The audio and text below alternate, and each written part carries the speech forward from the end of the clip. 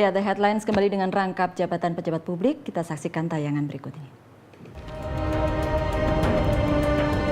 Ada sejumlah politisi yang kini memperkuat Kabinet Indonesia Bersatu Jilid 2. Beberapa di antaranya bahkan menjabat sebagai pimpinan puncak partai politik.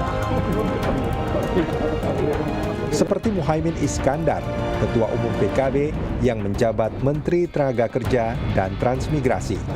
Ketua Umum PAN Hatta Rajasa sebagai Menko Perekonomian. Dan Surya Dharma Ali, Ketua Umum P3 sebagai Menteri Agama. Tak ada yang salah jika politisi itu mencurahkan semua perhatiannya untuk kepentingan publik. Namun faktanya, keluhan atas kinerja mereka di kabinet sering terdengar. Sejumlah lembaga survei acap kali merilis opini publik yang menilai buruk kinerja Menteri Parpol. Presiden SBY bahkan pernah meminta menteri dari partai politik mundur jika sudah mendua antara partai dan tugasnya di pemerintahan. Ya, bahkan Presiden mengatakan jika sudah tidak bisa membagi waktu, sebaiknya mundur dari kabinet. Itu bukan larangan, artinya bukan perintah untuk ini, tetapi mungkin imbauan, tapi agak kembali susah kepada pernyataan Prof. Rias tadi. Iya. Toh yang mengangkat Pak SBY, mestinya memberhentikan juga Pak SBY. Ya. Kenapa mesti atau mewajibkan dalam penandatanganan fakta integritas itu antara lain pasalnya adalah berhenti dari jabatan pimpinan partai atau pengurus inti partai. Apakah di fakta integritas ada seperti itu, Pak Hidayat? Tidak ada, tidak ada. Ya, karena saya bukan menteri. Kita semua kan tanda tangan. Tapi tidak ada. Memang tidak ada. Tidak ada. Saya tahu tidak ada karena saya juga tanda tangan itu. Sama dengan ditantang oleh menteri-menteri gitu. Iya.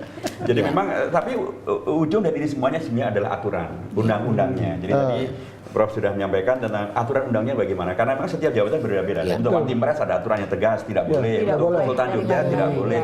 Tapi untuk Kementerian Negara maupun juga untuk Presiden tidak ada aturan yang mengatakan mereka tidak boleh rangkap jabatan. Jadi kalau kita ingin melaksanakan negara yang konstitusional berdasarkan hukum, rujuk saja aturannya. Nah, kalau sekarang dinilai bahwa ternyata hajat publik maupun desakan masyarakat dan pengalaman Pak SBY misalnya ternyata rangkap jabatan itu menyusahkan, ya disepakati saja dibuat undang-undang. Bagaimanapun rangkap jabatan ini memang banyak mengundang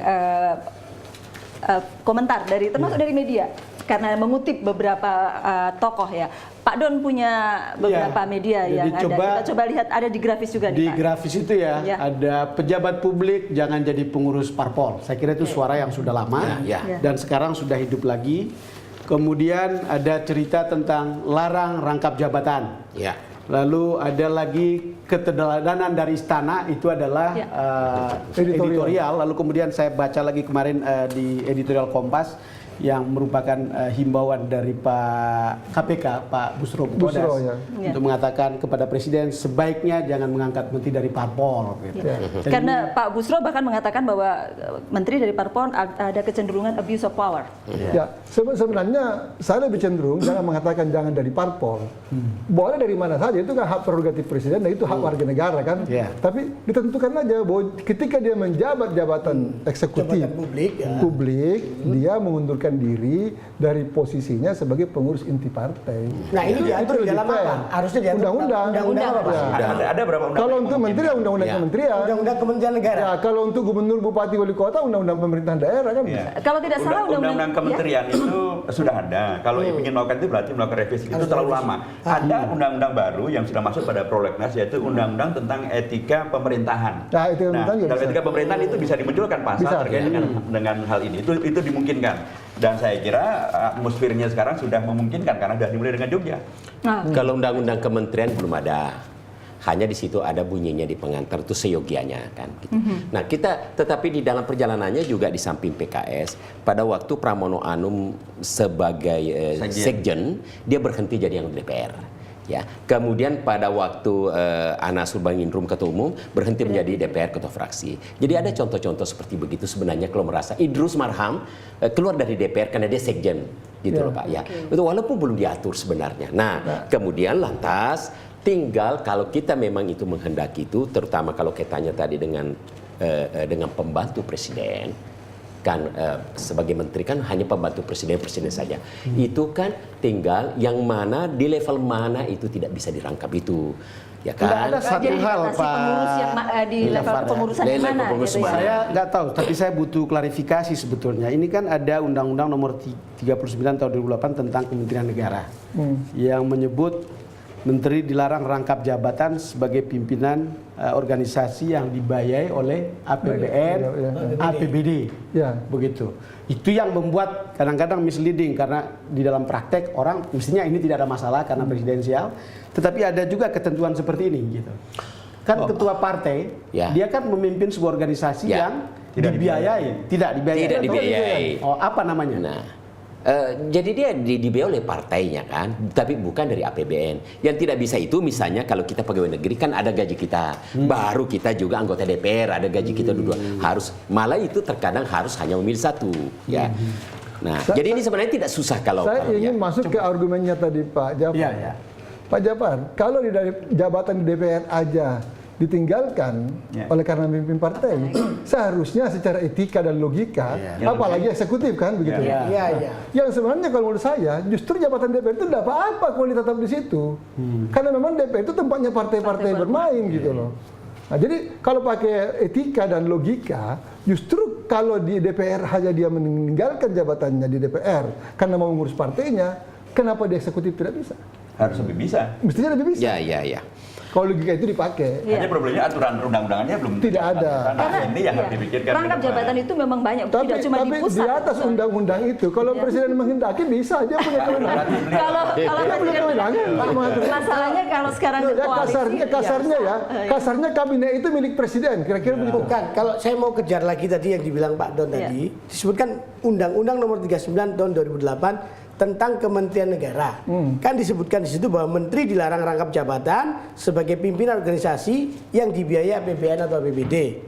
Bukankah parpol juga dibiayai APBN atau APBD? Itu tidak pada presidennya. Tidak, dia dibiayai, tapi dia menerima loh. Dia dibiayai sebagian karena dia dapat Ada dong. Jadi Undang-Undang Nomor 2 tahun 2011 tentang parpol pasal 34 ya Pak Don. Keuangan parpol bersumber dari bantuan keuangan dari APBN dan APBD. Enggak, ini saya mau kan masuk ini sebenarnya. Saya mau klarifikasi satu hal berkaitan dengan ini. Saya dulu anggota pansus undang-undang itu. Ya. Jadi begini, sebenarnya ini terkait dengan tadi partai bisa. Saya dulu tuh mengusulkan, salah satunya fraksi yang mengusulkan itu, supaya menteri-menteri itu diangkat berdasarkan kompetensi dalam bidangnya masing-masing. Kompetensi, ya. Jadi kalau pertanian ya ahli pertanian. Kabinetnya. Seperti itulah ya. Itu ditolak oleh seluruh fraksi lain. Sebelum ke situ, Bro. Alasannya tentu. Alasannya karena jabatan menteri adalah jabatan politik. Itu alasannya dulu. Nah, jabatan politik itu dalam pikirannya mereka itu kan berarti partai akan masuk gitu loh.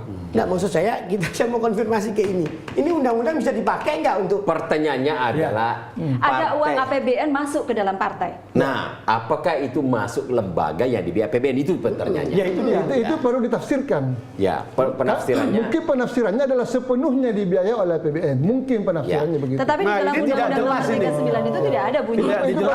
Itu perlu dibawa ke lembaga apa gitu.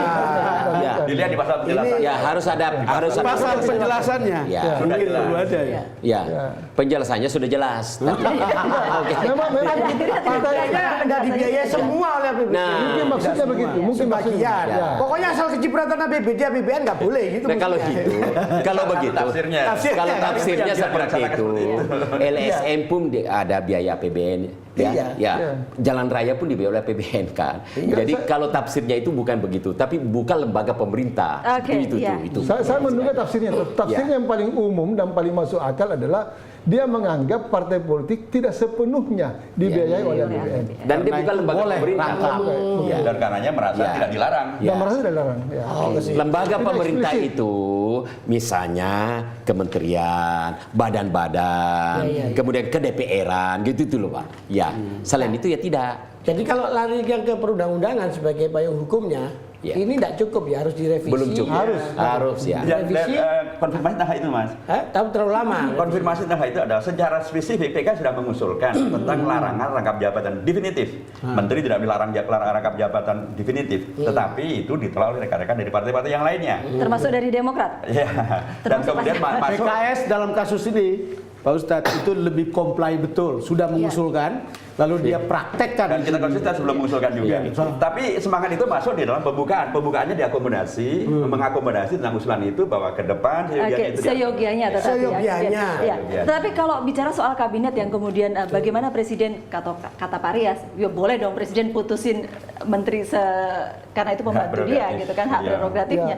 Tapi kalau menterinya dari partai-partai yang kemudian koalisi dan mendukung Presiden dan Presiden membutuhkan koalisi itu, tidak semena-mena Pak Rias? Ya tidak sama sekali. Jadi saya mencoba memahami jalan pikiran beliau.